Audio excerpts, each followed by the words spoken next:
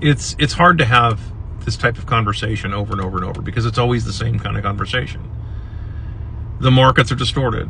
Your labor market is distorted. And this is, it's why, for example, I see it periodically. Guys will comment. They're like, why isn't your account huge and everything? It's because I'm talking about money. And when you talk about money from the mathematical perspective, which is where I come at it from, the physics side, when you come at it from that angle, that threatens a lot of power because they have no answer for that. And that is regardless of your politics, whether you're left, right, or losertardian, it doesn't matter. When you come at it from that, like, they run out of answers very quickly, especially someone who really does actually know this stuff.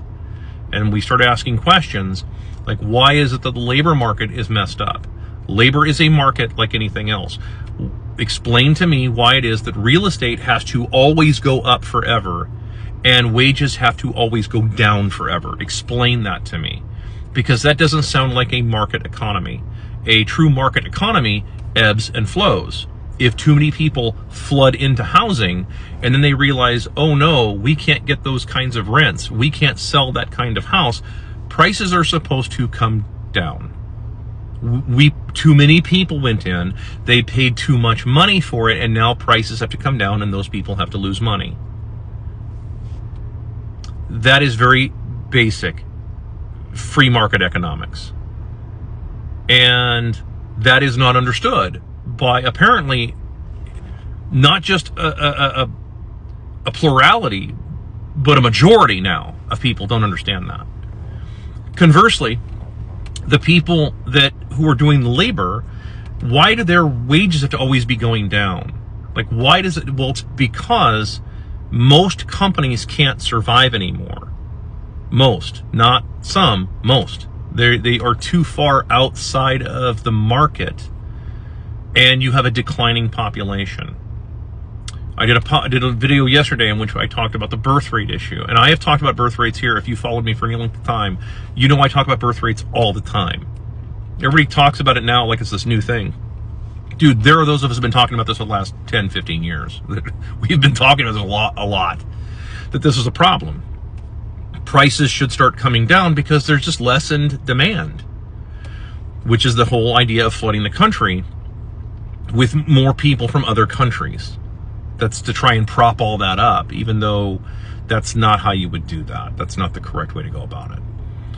So when I try and explain that the labor market is like really messed up, the jobs that nobody wants to do, right? How does that work in a normal market? If you can't find something because nobody wants to sell it, right, then prices go up, right? That is a normal market phenomena. So why is it that labor, if nobody wants to do certain jobs, why do those jobs pay the least? In fact, it should be the other way around. So in a normal economy, you would have the jobs of like sanitation, for example. I'll just use that as an example. I love that example.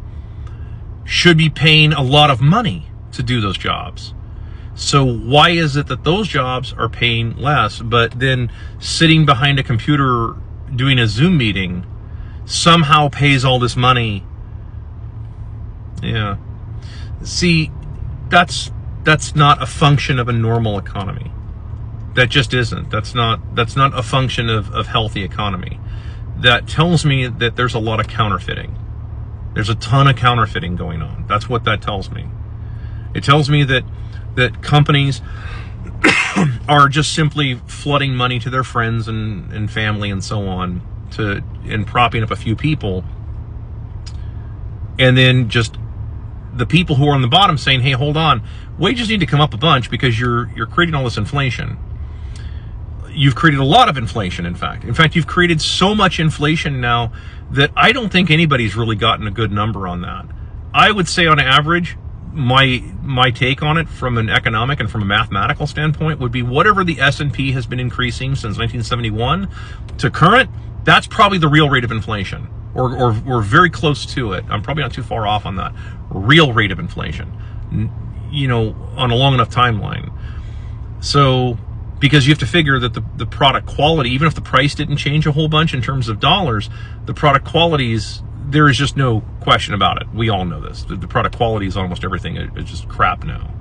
So that is inflation. That is a form of price increase. What would it cost for you to get the exact same product? Well, it probably costs way more money. Yeah, that means that there's real inflation. So this is a problem that I'm having with the labor markets, and I think a lot of us are.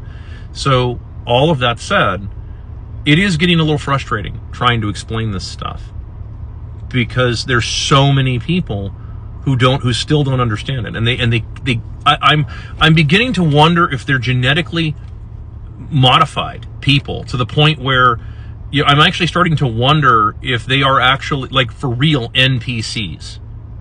Not, I know it's all fun and games to make jokes about that, and I made jokes about that, 14 years ago. I was joking about the NPC thing, something like that, with a bunch of friends in my store.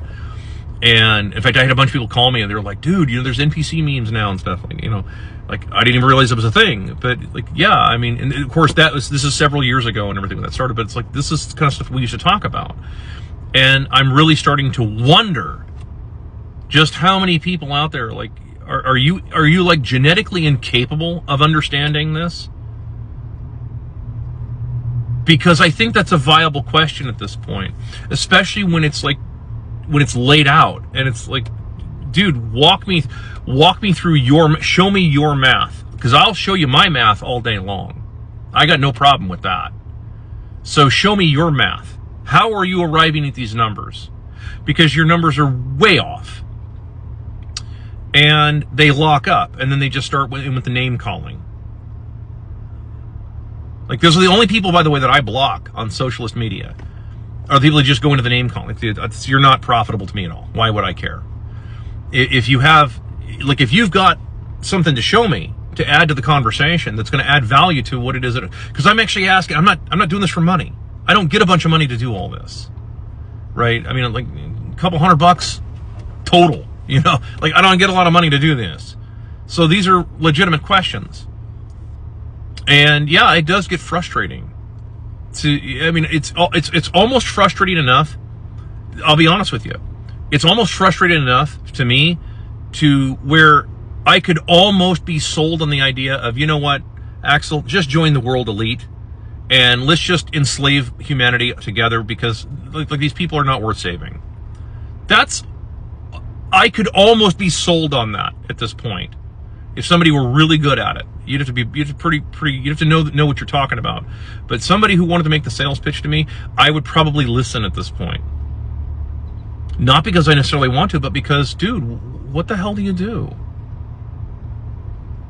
I've done my part, or am doing my part, and I don't mind. And many other people are doing their part. But where are the people that are starting to understand this? So if anything, I'm asking, maybe in this video, for anybody who makes it this far, because statistically nobody makes it this far in these videos.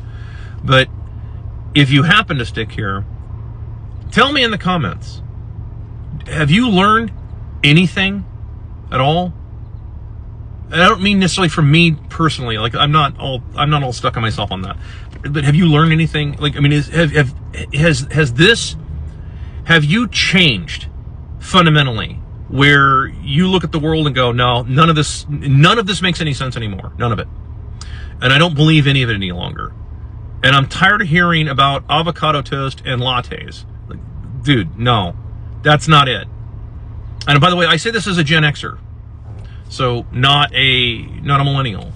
So don't dump that on my doorstep, even though I actually have a lot of sympathy for my millennial friends.